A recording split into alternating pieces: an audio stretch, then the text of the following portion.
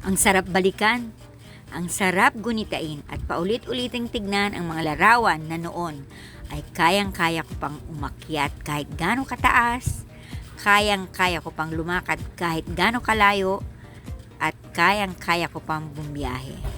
Ngayon, kaya pa rin pero hindi na ganun katatag, hindi na ganun kalayo at hindi na ganun kataas. Ito yung kauna-unahang panahon na sumama ako sa hiking. Excited ako syempre, first time kong magha-hiking. Experience, maganda, masarap at very exciting. Kahit sobrang pagod, syempre mataas, first time. Pero okay lang.